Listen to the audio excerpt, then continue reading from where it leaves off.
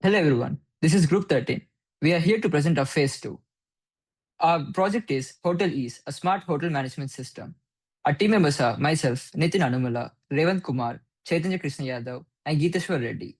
Our Phase 2 here focuses on to convert the ER to relation transformations, data population, and SQL queries. And as for the first part, we are asked to convert the ER diagrams, which we are asked to create in the first phase, into a SQL data definition language statements that define every table, attribute, and relationship in the system. Our project here has 6 code tables: customer, room, booking, payment, staff, and services. And to explain it much deeper, we start with the first table, customer. We have For the customer table, we have our primary key as customer ID and other attributes being name, email, phone, and password. The second table we have is room. For this, our primary key is room ID, and the other attributes are room number, room type, price, and status. And the next table is booking. Our primary key here is booking ID, and the other attributes being customer ID, room ID, check-in date, checkout date, and total amount. Our next table is payment. Our primary key is payment ID, and the other attributes are the booking ID, amount, payment method, and payment date. The next table is staff. Our primary key here is staff ID, and the other attributes are name, role, email, and password. And our final table is service. The primary key being service ID, and the other attributes being service name, price, and booking ID. Our table here is designed with using a numeric 10 to 2 for precise storage of prices and amounts, and serial primary keys for auto-incremented IDs, foreign key constraints to ensure referential integrity, and the check constraints to restrict invalid values for attributes like room status and staff roles. This is a screenshot of a PG-admin 4 where we have created our tables and wrote the schema for our database. On the left side of this page, you can see our tables that were created for this project, which are booking, customer, payment, room, and service, and staff. On the right side of the screen, you can see the SQL queries that were used to create these tables. In this part, we worked on data population. We added sample data for customers, rooms, bookings, payment, staff, and service to make the database look realistic. And also here you can see the SQL insert statements we used for each table. We inserted customer details like name, email, phone, and password, then added room details with room numbers, types, prices, and status.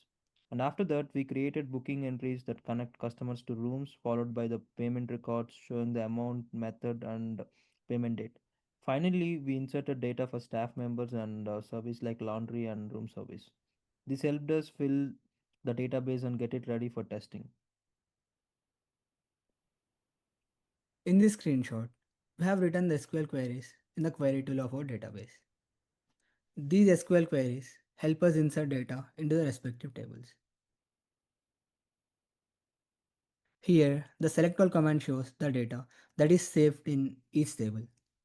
Here, it is showing customer data. Similarly, other commented out commands would show the data in the rest of the tables.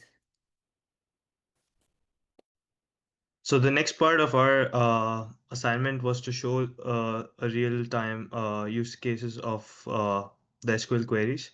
So the first two commands being the select queries. So we chose to list all the available rooms in of our hotel. So for example, if I go back to my database and if I just run select all from customer. So this would show all the customer details, such as name, email, phone, and then password. But then, so if I just want to list out the rooms that are available, oh sorry, oh wait, yeah, if I just want to showcase all the rooms that are available, now I just have to run this command, and then this would show just the respective rooms uh, that are available. Now the next one is the customer booking details. So we just have to select the name, room type, check-in date, checkout date, the total amount, and then we use the customer table, and then we use the join function to just showcase to display which rooms each customer booked and their total charges. So if you just run this command, um, it would show, it would give us the same output as in the screenshot. The next one is to add a new customer. So as I've shown you before, right now we just have 4 customers. Uh, Now if I want to add another customer, we just insert it into the customer table. So if I run this command here, and now it's added, and if I just run this again, now you can see that there's a fifth customer that's being added. Uh, and the next one would be update query, where right now we have 2 rooms that are in the status of availability. Now, if you want to change one of the room status to booked, we just have to run this one, um, where it changes the room number 101 status to booked. And now if I go for room table and if I run it, now you can see that the room 101 is under status booked. And the last one, sorry, yeah, the last one being the delete the booking and its associated payment. So here we delete the booking and the payment using the booking ID, which is 1. So now let's say if I want to delete it,